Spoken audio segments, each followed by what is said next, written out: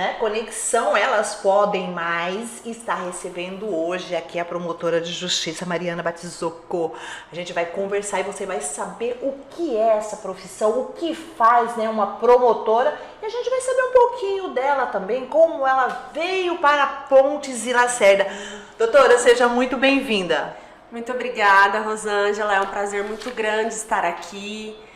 Você que tem realizado um trabalho bem bacana aqui na nossa cidade, de orientação a muitas mulheres, de empoderamento, né, com esse foco na parte social. Então, sou muito feliz de estar aqui. Obrigada pelo convite.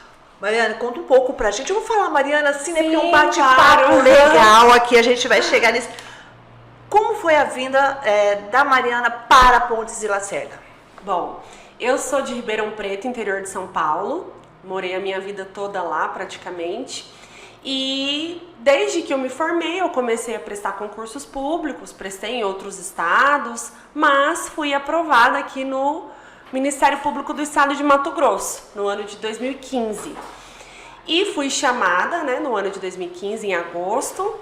E a primeira cidade que eu fui lotada se chama Marcelândia. Então eu fiquei lá 7 meses, que é norte do estado, né, 200 quilômetros de Sinop. E aí dentro da carreira do Ministério Público nós temos os editais de remoção, de promoção. Então conforme algumas pessoas se aposentam, né, procuradores, promotores ou novas vagas são criadas, vão surgindo novas opções de cidade. E aí a gente vai se inscrevendo de acordo com a ordem do que sobra, né, pra gente ali, de acordo com a nossa classificação. Depois de Marcelândia, eu fui para Araputanga e fiquei lá 4 anos e meio, local, uma cidade que eu tenho muito carinho, inclusive o meu marido é de lá, eu conheci ele lá, então a família dele toda está lá, a gente sempre retorna. Depois eu fui para Comodoro e o meu marido, ele já estava morando aqui em Pontes e Lacerda, porque a trabalho, ele já tinha vindo a trabalho para cá, no ano de 2020. E aí, como eu não conseguia vir para cá direto, né, para Pontes e Lacerda, por conta dessas regrinhas de remoção, de ordem de antiguidade, eu me inscrevi para Comodoro inicialmente, fui para lá, fiquei 7 meses e depois, 2021, graças a Deus, consegui vir para cá e estou desde então. A pergunta que não se cala que é: quem é Mariana Batizocco? Nossa, essa pergunta é bem profunda, né? A Mariana é uma mulher que está em constante construção, que tem cada vez mais buscado se autoconhecer, superar aí as suas dificuldades, as suas falhas, que busca ter um relacionamento com Deus, acho que cada vez mais próximo, e fazer sentido na vida de outras pessoas. Acho que ajudar outras pessoas, poder levar um pouquinho de luz, algo diferente, né, de auxílio para aqueles que estão à minha volta. Então, além disso, eu sou filha, sou esposa, sou muito amiga daqueles que eu amo, né, e sou promotora de justiça. Agora fala para nós assim, ó, quando foi que despertou na Mariana, né, a vontade aí de ir pro judiciário, de ser advogada?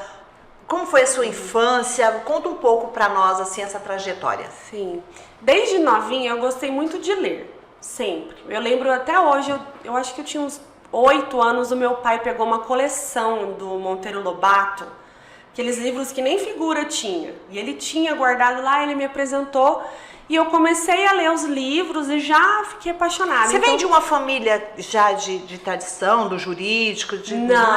Não. O meu pai, ele trabalhou muitos anos no Correio, ele fez faculdade de administração, mas ele começou no Correio como carteiro. Então ele foi crescendo, foi estudando, fez faculdade depois de um tempo, e aí sempre trabalhou na área administrativa do Correio.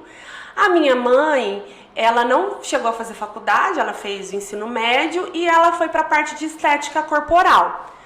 Então, assim, na minha família, acho que só o marido de uma prima minha que era advogado, mais ninguém. Mas eu sempre tive essa predileção pela área de humanas, pela leitura, eu gostava de escrever. Eu tive professoras que acho que perceberam o meu potencial, né, de escrita e me incentivaram muito. Eu tenho uma professora que eu lembro até hoje, o nome dela é Tia G, que ela sempre fazia eu escrever redações e ela explorou muito esse meu lado. Então eu sempre gostei dessa parte de humanas, de leitura, e o meu pai e a minha mãe incentivaram muito também. E aí, quando eu cheguei naquela época da faculdade, eu sempre falei que eu ia ser advogada. Eu sempre gostei de ver filmes que tinham advogado, tribunal do júri, sempre tive também essa preferência. Mas aí, quando eu cheguei no momento da faculdade, prestar vestibular, meu Deus, o que eu vou fazer? Eu fiquei naquela neura, será que é isso que eu quero, né? Porque a gente é muito novo, eu acho, que pra fazer essa escolha. E é difícil, porque você nunca atuou naquela área, né? E aí, lá em Ribeirão, eu fiz uns testes vocacionais, fui também, lá nós tínhamos feiras nas faculdades de profissões, então fui entender um pouquinho melhor de como que era. E aí eu falei, não, é direito mesmo, até porque o direito ele dá um leque muito abrangente de atuação, né? Você pode ser advogado, você pode prestar concurso público, então tem de várias áreas, né? Trabalhista, enfim, área civil, federal, enfim. E aí eu vou fazer direito. Quando eu estava na faculdade, eu passei num concurso do Ministério Público para estagiário. E aí eu fui estagiar na promotoria lá em Ribeirão. Então eu fiquei acho que quase 3 anos como estagiária, eu trabalhava com promotores lá, a maior parte eu trabalhei na área criminal. Mas trabalhei na área da infância também, e depois aí eu já estava ali dentro do MP, já fui vendo como que era a rotina, como que era o trabalho, já fui também me encontrando. Depois disso eu prestei concurso para analista do MP, que basicamente você é o assessor do promotor de justiça, e eu passei também e fui trabalhar em Pirassununga. Aí lá eu trabalhava com 3 promotores de justiça, eu assessorava os 3. E também em diversas áreas. E aí continuei estudando até eu passar no concurso para promotor de justiça, de fato, aqui no estado. Mas olha só, você estava me contando que com 27 anos você já era promotora? Sim, eu tomei posse com 27 anos. Eu me formei porque quando a gente se forma na faculdade, eu devia ter lá uns 23 anos mais ou menos, né? E a gente tem que ter 3 anos de atividade jurídica para você poder assumir o concurso, tanto de promotor quanto para magistratura, né, que é juiz. E aí você não pode já assumir, passar e entrar. Primeiro que é difícil, acho que né, a maioria das pessoas é muito concorrido, mas você precisa de ter um tempo de atividade jurídica, que é uma experiência na área jurídica. Então, eu fiquei estudando, depois que eu me formei, foi em 2011. De janeiro de 2011 eu me formei e já comecei a estudar para concurso. Já me matriculei num cursinho preparatório e já comecei a estudar. E aí, a atividade jurídica, eu advoguei em alguns casos, porque você precisa ter um limite de atos por ano. E aí eu tive auxílio também de uma amiga minha, Flávia, que inclusive era esposa de um promotor que eu trabalhei, ela me ajudou muito nesse início. E fui advogando e estudando ao mesmo tempo. Aí, praticamente com 4 anos de formada, eu consegui ser aprovada e tomar posse no concurso em 2015. Que bacana. Fala pra nós assim, Mariana, o que é ser promotora? Porque assim, quando a gente olha, né, de fora, fala assim, nossa, é uma profissão que não tem embate, que não, né, é a mais tranquila. Porque quando fala juiz, né, fala assim, puxa, juiz, né? Mas promotor, a visão que se tem é que é mais tranquilo. Olha, nada. Não é. O que é ser? Olha, eu vou falar um pouco assim da nossa área de atuação. Isso. E depois eu falo das questões mesmo, né? O promotor de justiça, nós integramos o Ministério Público, né? Que é um dos órgãos que compõem o sistema de justiça. Então nós temos a OAB, com os advogados, a Defensoria Pública, o Poder Judiciário e o Ministério Público. E nós temos as esferas, estadual e federal. Eu componho o Ministério Público Estadual. E aí nós temos várias esferas de atuação. De um modo geral, nós zelamos pelo regime democrático, nós atuamos como fiscal da lei e também na defesa de direitos coletivos e difusos, que são aqueles que pertencem a toda a sociedade, e de direitos que são considerados individuais indisponíveis, que a pessoa não pode dispor. Então envolve direito à vida, direito à saúde, direito à educação. Então vou traduzir, né? Isso. Nós atuamos na área criminal, por exemplo, responsabilizando aqueles que praticam crimes. Então a polícia faz o trabalho de investigação e o Ministério Público é o titular da ação penal, ou seja, somos nós que vamos denunciar aquela pessoa que praticou um crime, né? E buscar a condenação. Não só buscamos a condenação, também podemos pedir para absolver se a gente entender que não existe prova. Além disso, a gente atua nas diversas áreas cíveis, de cidadania, então pessoas que necessitam, né, do cumprimento de serviços públicos que não estão sendo realizados da maneira correta, de medicamentos, de tratamentos de saúde que o Estado eu falo de um modo geral, o município, né, está se negando a fornecer.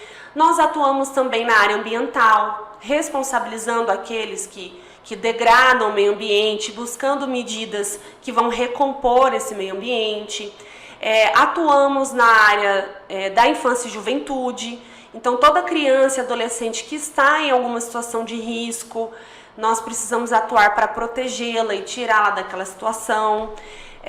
Na área do patrimônio público, cobrando, né, os gestores para cumprir o que as leis determinam e também responsabilizando aqueles que de alguma forma agem, né, de forma corrupta ou desviando recursos públicos. Então a área de atuação do promotor de justiça ela é muito extensa. Atuamos na área eleitoral, também fiscalizando todo o processo eleitoral. E aí nós temos tanto a parte judicial, que são os processos que vêm do Poder Judiciário para a gente atuar, as causas de família também, né? Esqueci de mencionar, então os divórcios, alimentos, essas ações que envolvem guarda de criança. E aí a gente atua tanto nesses processos que chegam do Judiciário para que a gente dê o nosso parecer, para que a gente atue ali, se manifeste, e também nós atuamos na área extrajudicial, que são os procedimentos instaurados a partir da procura das pessoas que vão até a promotoria, ou mesmo quando o promotor verifica algo de ofício, né, que precisa ser regularizado. E também temos essa atuação de participar o máximo perto da comunidade, né, por meio de palestras, de reuniões, de audiências públicas. Então, de uma forma bem resumida, é isso. Muito trabalho, né? Sim. E muita responsabilidade, né, Maria? Fala pra nós assim, ó, qual que é o trâmite? Por exemplo, tem uma denúncia, surgiu lá na polícia, aí vai pra você, depois é que vai ao juiz. Como é feito esse caminho? Exatamente. Houve um crime, né? A polícia militar geralmente é a primeira que é acionada, que eles têm esse papel mais ostensivo, né? Eles já fazem ali, às vezes, a prisão da pessoa, ou já levantam elementos, e aí vai para a Polícia Civil. O delegado, né, junto com os investigadores, vão finalizar aquele procedimento, vão relatar aquele inquérito policial, ou um termo circunstanciado, que é uma parte técnica, né? Mas o delegado vai finalizar aquele procedimento e vai encaminhar para o promotor de justiça, vai encaminhar direto para o Ministério Público. E aí o promotor ele vai analisar se tem elementos para denunciar aquela pessoa, para que ela responda por aquele crime, se ele precisa pedir mais alguma diligência, não, olha, eu acho que isso aqui não está esclarecido, ele pode pedir para o delegado fazer, né, uma investigação, complementar aquela investigação. Ou ele pode arquivar, ele pode chegar na mesa dele, na nossa mesa e falar, não tem elementos aqui, acho que não ficou minimamente demonstrado que esse crime aconteceu ou que é essa pessoa que é o autor, e aí ele pode arquivar. Uma vez que ele entende que sim, existem elementos suficientes para denunciar, ele denuncia e aí vai para o Poder Judiciário, aí chega nas mãos do juiz. E aí o juiz vai, de fato, citar aquela pessoa, né, que foi denunciada para responder o processo, e aí os trâmites correm a partir dali. É bem trabalho, né? Doutora, quais as qualidades essenciais você acredita que uma pessoa deve ter para ser um bom promotor de justiça? Olha, você até comentou agora há pouco, né, que é muita responsabilidade. Ser promotor de justiça é muito gratificante. Eu amo o que eu faço, mesmo com uma alta carga de trabalho, mas eu amo o que eu faço. Principalmente na área civil, que é a que eu atuo, a gente consegue transformar realidades. Então a gente consegue levar esperança para muitas pessoas, mudar de fato, né, garantir alguns direitos que aquela pessoa até então não vinha conseguindo de fato efetivar. Então é muito gratificante quando dá certo, sabe? Quando você vê, poxa, a pessoa precisava de uma vaga de UTI, de um medicamento, e você entra com a ação e você consegue. Ou, enfim, alguma demanda de escola, de transporte público, né? Que depois da nossa atuação, aquela situação se resolve. Então isso acho que não tem preço que pague. Isso é maravilhoso, né? A pessoa te agradecer. Ou mesmo na área criminal, às vezes, a gente vê muito no tribunal do júri, né? Aqueles familiares que perderam os seus entes queridos. E por mais que o julgamento não traga aquela pessoa de volta, né? Mas eles sentem uma sensação de justiça sendo feita e de gratidão. Então isso é maravilhoso, né? Acho que não tem preço que pague. Porém, né, é muito trabalhoso. Nós temos um volume de trabalho excessivo. São prazos processuais, né? São essas pessoas que nos procuram. Ali a gente tem a cobrança da nossa corregedoria também. Então, a gente precisa ter um equilíbrio sempre para que a gente tenha a nossa saúde mental em dia, né? A terapia, ela tem, no meu caso, principalmente, ela não pode nunca deixar de existir, porque a gente lida com muitos problemas, né? A gente só lida com problemas, na verdade, né? Uma coisa que eu quero perguntar para você, assim, ó, já que tá falando de trabalho, né? Como que você consegue desconectar, né, do seu trabalho e relaxar quando você está aí, ó, lidando com casos jurídicos? Olha, é um caminho que eu tenho aprendido cada vez mais, né, e tenho me condicionado, porque num primeiro momento a gente quer dar conta de tudo, é como eu vinha te falando. Você sabe que você precisa descansar, mas ao mesmo tempo sabe que tem pessoas ali que estão esperando uma resposta sua, um posicionamento seu, né? Que dependem do seu trabalho para que várias situações da vida delas se desenrolem. Então, é um peso, né, muito grande também. E aí você tem que, de fato, tomar cuidado também para não ter uma síndrome de burnout, né? Que tá muito comum. Exatamente. Mas hoje eu tento impor alguns limites de horário, então às vezes eu sei que o trabalho ainda tá lá, mas olha, agora eu preciso ir. Eu busco, né, frequentar atividades religiosas que me tragam essa paz. Eu faço atividade física praticamente todos os dias, pelo menos de segunda a sexta. A gente percebe nos stories, né, gente? Ela é fit. Então, assim, a atividade física pra mim hoje, ela é um remédio, né? Ela alivia muito a minha ansiedade. Então eu percebo que o dia que eu não vou na academia, eu fico muito mais ansiosa. Então a academia pra mim é realmente uma das minhas válvulas de escape principais. A terapia, como eu já falei, né, que eu faço regularmente, e ter esses momentos com o meu marido, com os nossos amigos aqui. A gente gosta muito de natureza, né, de fazer passeios no rio. Então, então a gente gosta de pescar também, né? Gosta. Não sou assim, nossa, uma exímia pescadora de ficar muitas horas lá, mas eu adoro passear de barco e pescar um pouquinho, acho bem legal. Doutora, um caso que você se lembre que realmente impactou, tá? E que você falou assim, puxa vida, eu saí daqui, né? Será que eu cumpri minha missão? Mas algum caso assim que te impactou durante a sua carreira? Olha, a gente tem vários casos interessantes, né? É até difícil elencar um, mas hoje, assim, os que mais me tocam são aqueles que envolvem crianças, né? Que a gente sabia que estavam em alguma situação de risco, que elas não estavam sendo bem cuidadas E a partir da nossa intervenção, elas foram adotadas por familiares, né, muito dispostos a amar, assim. E hoje até aqui em Pontes Lacerda, a gente tem alguns casos e eu encontro, né, invariavelmente, a gente acaba encontrando essas crianças aí, ver que elas estão sendo amadas, bem cuidadas. Isso para mim, por mais que tenha sido muito difícil, né, porque houve um vínculo também com a família de origem, e isso é uma decisão dificílima para nós, muitas vezes, mas saber que hoje elas estão bem, né, que foi o melhor, sem dúvida, para aquelas crianças, e que elas estão sendo muito amadas, estão tendo oportunidades que elas não teriam, inclusive de viver, porque muitas delas estavam em situações bem trágicas. Então isso também é algo que me toca muito e me deixa muito feliz, assim, de nossa, que bom, né, que eu participei desse processo e essa criança teve essa realidade modificada por conta do meu trabalho. Mas assim, nós temos também casos de abuso sexual, que são os que mais me impactam, assim, em termos negativos, né?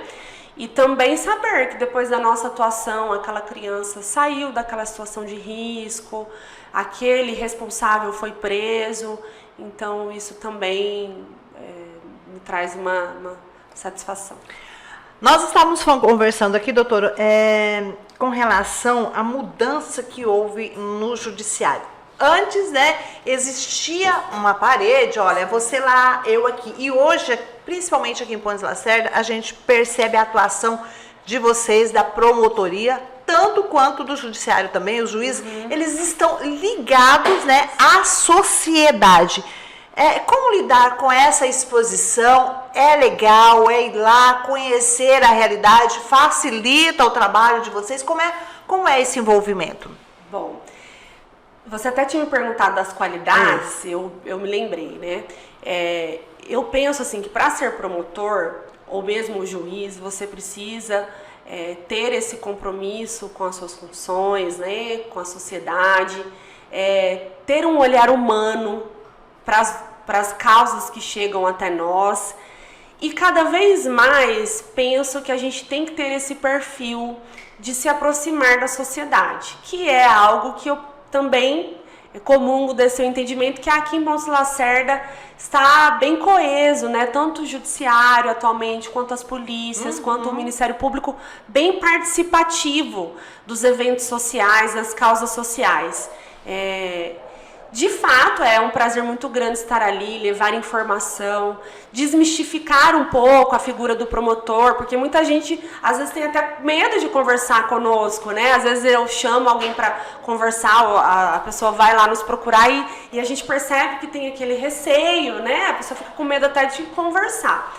Então, a gente precisa se aproximar para, de fato, mostrar que nós somos pessoas normais, claro que com responsabilidades, né, muito grandes, mas que nós estamos ali para atendê-los e recebê-los da melhor forma possível. De fato, essa questão da exposição, ela traz reflexos na nossa vida, né, porque a gente está sendo observado o tempo todo, então a gente tem que cuidar muito mais, assim, da forma de se portar, né, de como eu brinco, até estacionar o carro, eu nunca estaciono, assim, na contramão, que às vezes aqui é muito comum, né, não na contramão, mas às vezes a via são duas mãos, vai e vem, e aí você vê direto, as pessoas, estaciona do lado contrário. Nossa, então assim, são detalhes que às vezes até a roupa que você vai em determinado lugar, você tem que pensar, né? Porque você sabe que você está sendo observado o tempo todo. E aí, você tem que ter esse cuidado, né? Que também, igual essa questão do carro é uma coisa legal, né? Que todo mundo deveria ter. Mas eu digo assim, às vezes pequenos deslizes que uma pessoa teria e passaria despercebido, nossa, se for um promotor, um juiz, isso ganha uma repercussão muito grande, né? Mas, enfim, você é muitas vezes julgado de forma positiva, mas também negativa. Então, você tem que ter um certo cuidado. Eu, assim, tento ter uma vida Normal. Bem participativa, normal, eu vou nos lugares que eu, né, desejo, mas sempre, óbvio, será que eu posso ir? Quem que estará lá, né? Então a gente tem que ficar atento. Agora, assim, na sua profissão, doutora, você já se deparou, assim, com alguma questão, assim, de discriminação? Porque, assim, a gente percebe que antes, né, falando antigamente, bem antes, eram mais promotores. Hoje as mulheres vêm tomando esse espaço. Já percebeu algo assim, de discriminação? No meu caso... Que você se sentiu? No meu caso, eu nunca senti nada direto. A gente percebe que existe uma discriminação velada, mas acredito que, assim, no meu caso, seja por conta do cargo mesmo. E graças a Deus, nas cidades em que eu passei, eu fui muito bem acolhida, porque eu tenho colegas que tomaram posse comigo na mesma época e que foram para outras regiões do estado que elas tiveram muita dificuldade, sabe, de lidar com algumas pessoas que, quem que é você que tá querendo impor alguma coisa aqui pra gente? Eu, pessoalmente, nunca senti isso. No início da minha carreira, como eu era muito nova, você imagina, eu chegando em Marcelândia com 27 anos, né, início de carreira e querendo... impor ao gestor determinada forma de atuar, enfim, eu até falei pra você no início. Isso, no começo eu era muito mais impositiva, tem que ser assim, e com o tempo você vai vendo, né, que não é bem esse caminho. Então eu percebi uma certa dificuldade ali dele. Ele nunca me falou nada diretamente, mas a gente via que ele me olhava assim, nossa, quem que é essa, né? Quem que é essa pirralha? Essa pirralha.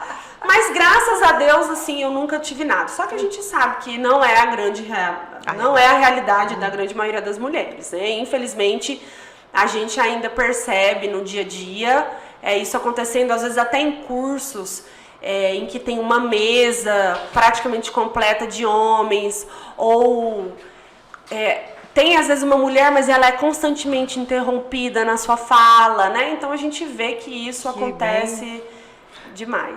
Agora, assim, uma questão, como que você vê o papel das mulheres na advocacia e na promoção da justiça hoje em dia, doutora? Fundamental.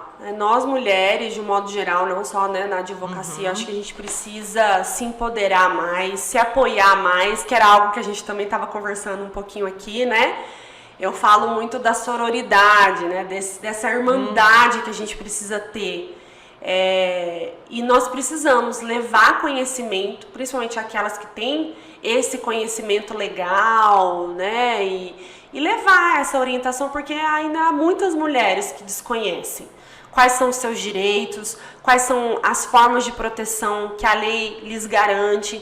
Então, penso que a gente precisa, né, orientar, conscientizar e incentivá-las, né, não julgá-las, trazer sempre esse auxílio, esse incentivo para que elas busquem a proteção e a efetivação dos seus direitos. Doutora, quais são as suas esperanças aí, né, para o futuro do sistema judiciário e da promoção de justiça? Nós recebemos essa pergunta, né? A gente tem uma interação, a gente conversa com o nosso público.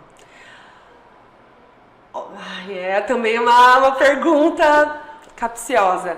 Mas eu espero que nós tenhamos cada vez mais profissionais de justiça com um olhar humanizado, sensível de fato àquelas causas, porque a gente tem a questão legal e às vezes ela não vai resolver de fato o problema ou não vai considerar aquela peculiaridade.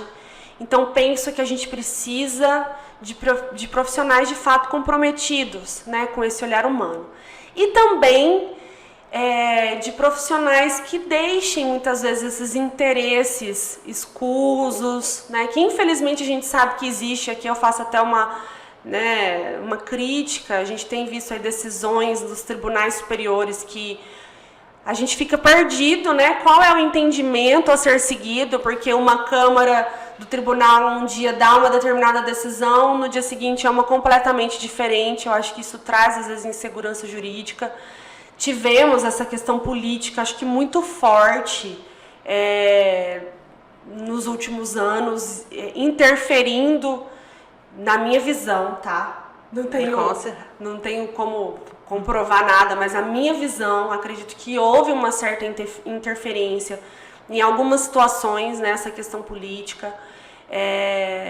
Então eu espero que isso cada vez mais seja extirpado, né? Então, eu vou até colocar uma situação concreta, essa questão do atentado do 8 de janeiro, né? Penso sim que deveria ter havido a responsabilização dos participantes, mas vejo uma discrepância, né, entre aqueles que estavam ali e pessoas que matam outras, que praticam abusos sexuais e que não têm uma pena tão severa como aquelas pessoas tiveram. Então eu gostaria, né, a minha esperança é que o sistema de justiça busque cada vez mais, de fato, essa igualdade no tratamento desses casos. Acho que é isso. Uma outra pergunta, quais os principais aspectos do seu trabalho que o público geralmente não compreende completamente? No geral, é difícil a gente agradar sempre. Como regra, a gente acaba tendo que se posicionar em uma das partes vai ficar descontente. Porque todo mundo que nos procura ou que é de alguma forma acionado entende que tem as suas razões, né? Principalmente na minha área, que é a área civil. Então na área criminal, às vezes o próprio réu confessa, não, eu pratiquei mesmo, eu errei, né? Agora, na área civil, que é a que eu atuo com mais frequência, todos ali pensam que entendem que tem as suas justificativas e que estão com a razão. Então, é difícil, às vezes, você se posicionar. E a gente também fica na dúvida, né? Eu acho que, às vezes, a gente entende de uma forma, deseja que seja daquela forma, mas a gente encontra essas barreiras legais. Então, eu tenho um posicionamento específico daquela demanda, que eu acho que aquilo deveria acontecer, mas, infelizmente, a lei ou os posicionamentos jurisprudenciais me limitam. Eu não posso fazer diferente. E acho que essa questão que as pessoas não conhecem é do nosso trabalho, que é muito desgastante. Como eu falei, a gente lida com problemas diariamente, as demandas são muito altas. Então, não é fácil você estar ali atendendo ao público, atuando nos processos, com a celeridade que a gente gostaria. Acho que às vezes as pessoas também podem não entender, nossa, por que não anda, né? Mas não é porque a gente não trabalha, a gente trabalha muito, mas diariamente, a todo momento tem uma coisa nova chegando. E a gente precisa, às vezes, elencar prioridades, porque eu não vou dar conta de tudo. Então, o que a gente tem que fazer? Ir para aquilo que é mais urgente. Aí, às vezes, aquilo que é urgente para a pessoa, porque ela precisa, é menos urgente na nossa visão do que uma situação de saúde ou de criança. E aí, às vezes, eles têm essa dificuldade, é totalmente compreensível de entender que, às vezes, aquele seu caso demora um pouco mais para ter uma resposta, porque a gente tem que apagar fogo de um monte de outras situações que chegam para a gente. E é mais urgente. Exatamente. Doutora, vamos falar um pouco de violência doméstica. A gente percebe, né, que no nosso município tem crescido muito. Como a senhora vê essa situação? Tem avançado? E assim, o papel, né, da mulher dentro desse processo? Recentemente nós tivemos uma reunião para implantação da rede de enfrentamento à violência doméstica e quero inclusive parabenizar aqui a doutora Jéssica, juíza da nossa terceira vara criminal aqui de Pontes Lacerda, pela iniciativa. E lá na reunião, os delegados disseram que a maior parte dos crimes aqui da delegacia hoje envolvem violência doméstica. E nem eu imaginava inicialmente quando eu vim para Pontes, porque é uma região de fronteira. Então aqui sempre foi conhecido por ser uma região com muito tráfico de drogas, homicídio. E depois que a gente chegou aqui e teve esse contato com os delegados, eles falaram, não, a maior parte das demandas são de violência doméstica. Isso é muito triste, né, muito preocupante, e nós precisamos, de fato, tratar mais sobre esse assunto. Acredito que a implantação da rede de enfrentamento vai auxiliar grandemente a todas essas mulheres.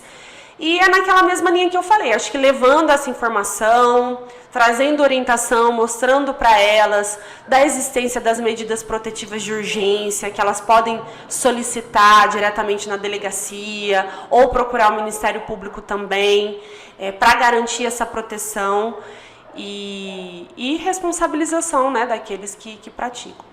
A gente está falando de mulheres e agora a gente vai falar de empoderamento, porque assim, a palavra da vez é empoderamento feminino. Do seu entendimento, o que é esse empoderamento e como que as mulheres devem fazer para realmente, né, ter esse título aí, ou não sei, qual que é a sua opinião a respeito disso? Eu penso que o empoderamento, ele parte de uma exaltação das nossas potencialidades, das nossas qualidades, né, de incentivar essas mulheres a se reconhecer como capazes de estar onde quer que elas desejem, de realizar trabalhos que elas desejem, e da gente ter de fato esse alinhamento enquanto mulheres, de se ajudar, de se apoiar. A mulher, ela tende a ser muito competitiva, né? Quando na verdade todas nós desejamos as mesmas coisas, queremos ser amadas, queremos ter um corpo legal, queremos ser boas mães, ser boas esposas, ser boas profissionais, né? E às vezes a gente fica nessa competição de julgamento, de querendo se destacar mais, quando na verdade isso não é importante. Se a gente se juntar, né, e apoiar uma a outra, acho que a gente consegue avançar muito mais. A promotora Mariana, ela se sente uma mulher empoderada? Sim, eu acredito que o cargo que eu ocupei, eu batalhei muito para alcançá-lo. Foram anos de estudo, de muita dedicação, de muitas renúncias. Então hoje eu me sinto, né, capaz de realizar qualquer coisa. Quando eu vim aqui para o estado, imagina, eu do interior de São Paulo, uma cidade ótima, fui sozinha para Marcelândia, então tive que me adaptar, né, às novas moradias, enfrentar outras pessoas, lugares inusitados, estrada de terra, dirigir sozinha, né, em estradas aí meio inóspitas. Então penso que hoje eu tenho muito mais segurança e estou muito mais forte para enfrentar muitas dificuldades. É claro que eu tenho os meus momentos de insegurança, como acho que a maioria das mulheres. Tenho meus momentos de tristeza, né, de baixa, mas faz parte, né? Ninguém é feliz e seguro o tempo todo.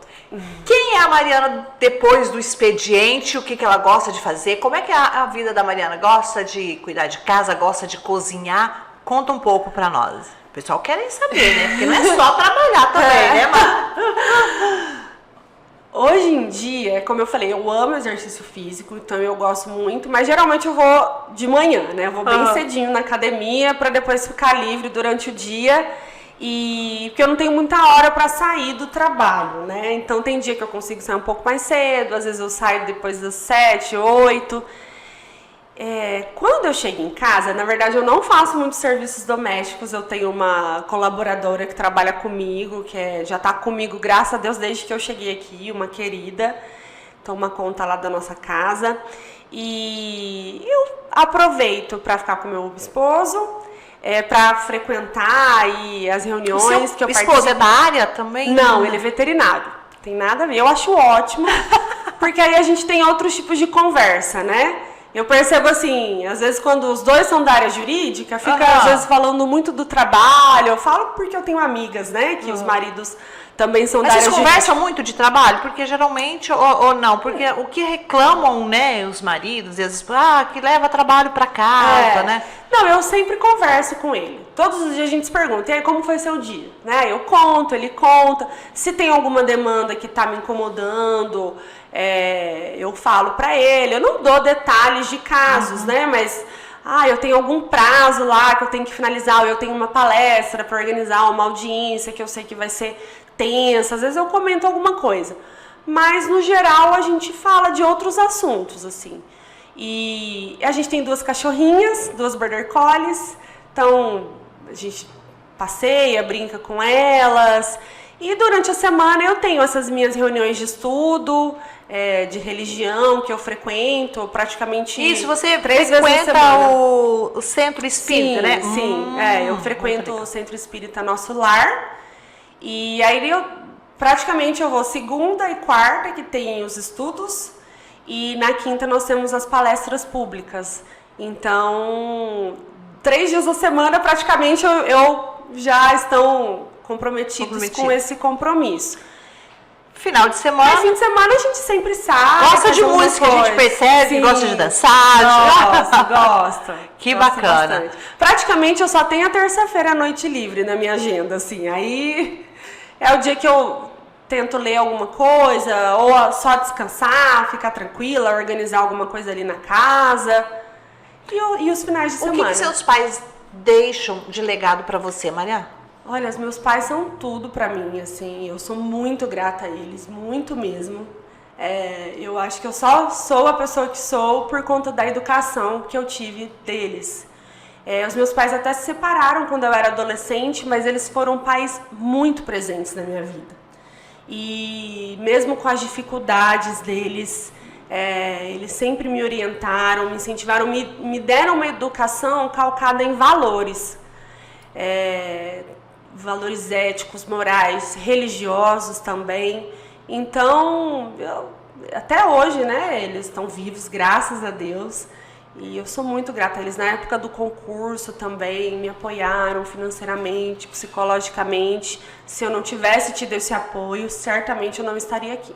Hoje, como lidar com essa saudade? Porque assim, vocês moram longe, né? Olha, é difícil. A gente vai se acostumando, né? No começo eu lembro que 2 meses que eu ficava longe de lá, eu já ficava desesperada.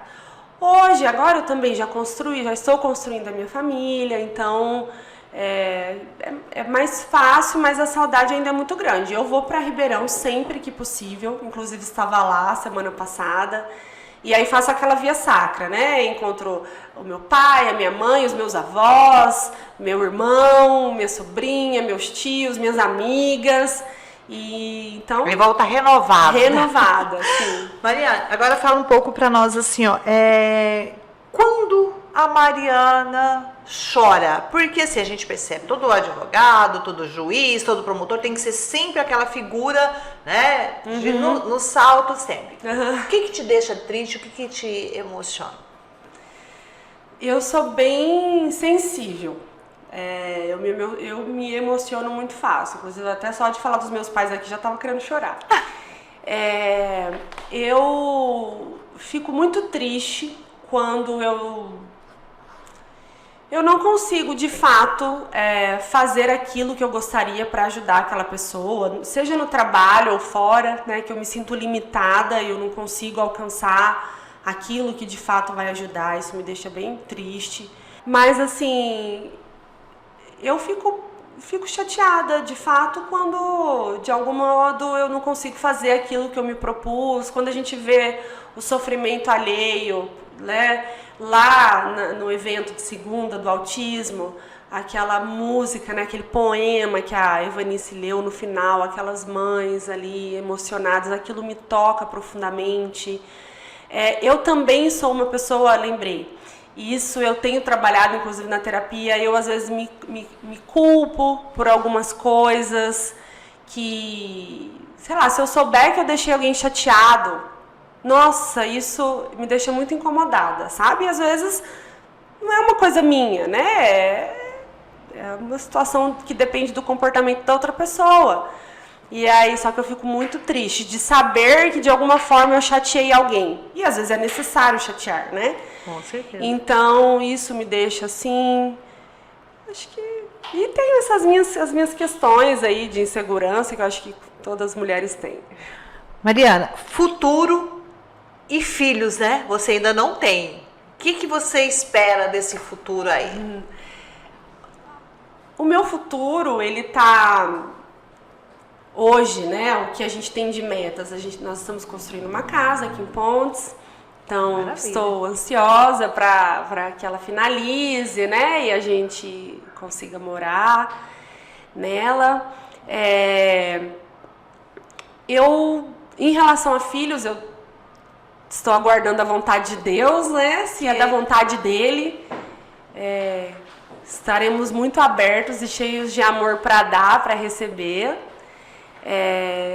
Acho que é isso, assim. Espero continuar firme no meu trabalho, conseguindo fazer a diferença. E ainda existe na sua profissão um sonho a mais? Ou chegou aqui agora é só se aperfeiçoar e enfim? Não, na minha profissão eu já estou muito satisfeita, não tenho nada a galgar. Assim, hoje eu já estou no...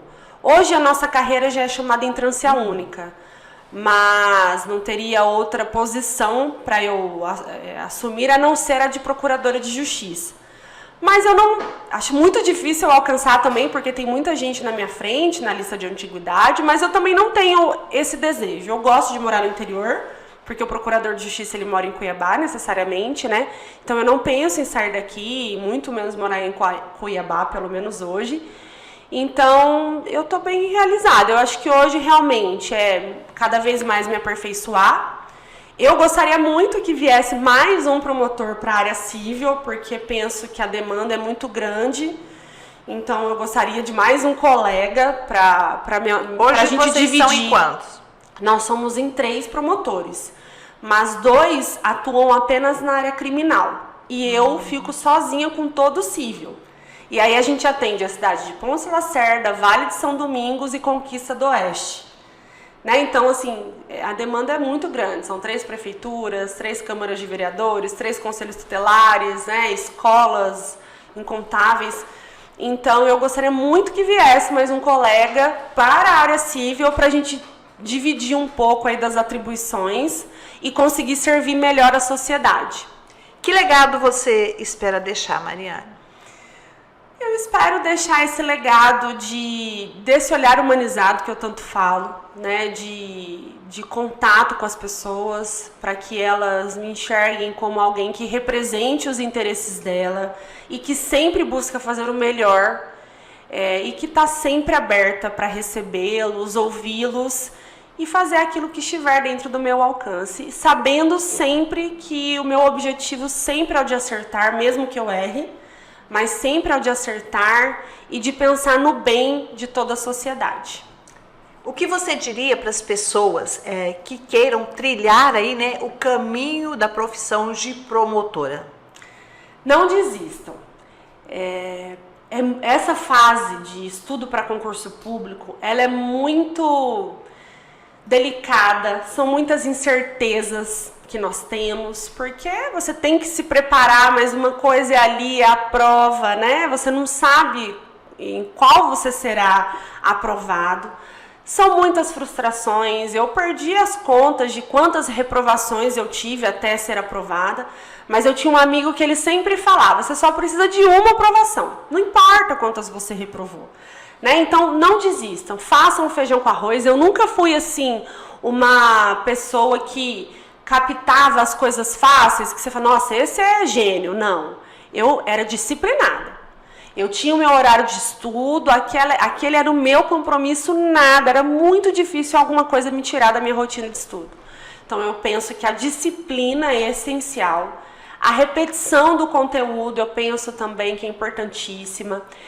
A fé em Deus, porque sem Deus, né, a gente não consegue nada, a gente não consegue se manter firme diante das dificuldades. Esse apoio da família, né, também buscando não só, né, estudar, a gente também precisa de um momento para relaxar a nossa mente.